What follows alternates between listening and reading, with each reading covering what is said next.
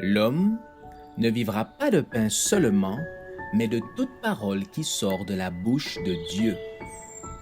Voici votre moment de méditation quotidienne.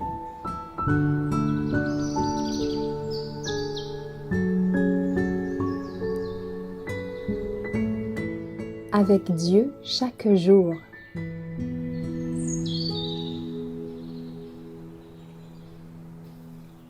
La grâce et le foyer, le 8 avril.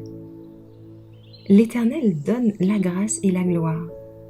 Il ne refuse aucun bien à ceux qui marchent dans l'intégrité. Psaume 84, verset 12. Beaucoup ne croissent pas dans la grâce parce qu'ils ne cultivent pas la piété dans leur foyer. Les membres de la famille doivent montrer en toute occasion qu'une puissance leur est communiquée par le Christ. Ils doivent améliorer sans cesse leurs habitudes et leur conduite, montrant ainsi qu'ils sont toujours conscients de ce que signifie être chrétien. Ceux qui sont chrétiens chez eux le seront aussi au sein de l'Église et dans le monde. La grâce ne peut agir que dans le cœur préparé avec soin à recevoir la précieuse semence de la vérité. Les ronces du péché croissent n'importe où et n'exigent aucun entretien.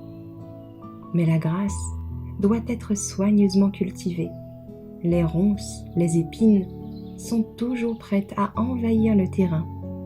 Il faut être continuellement occupé à les détruire. Ce qui rend le caractère aimable au foyer est ce qui le rendra aimable dans les demeures éternelles. Si vous voulez être la lumière du monde, il faut que cette lumière resplendisse chez vous. C'est là que vous devez manifester les vertus chrétiennes, être aimable, patient, bon et pourtant ferme.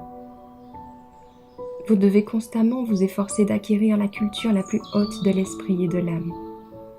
Comme un humble enfant de Dieu, mettez-vous à l'école du Christ. Efforcez-vous toujours de développer vos facultés pour être capable d'accomplir chez vous, par la parole et par l'exemple, une œuvre plus parfaite.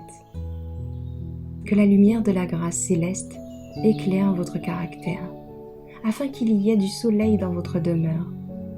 Votre vie de famille donne la mesure de votre christianisme.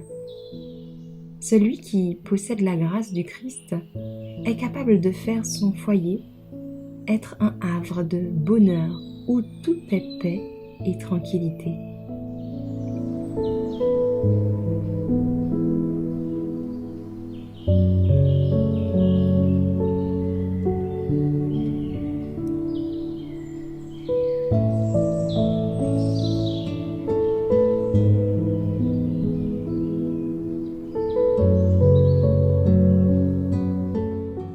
Merci d'avoir écouté cette présentation.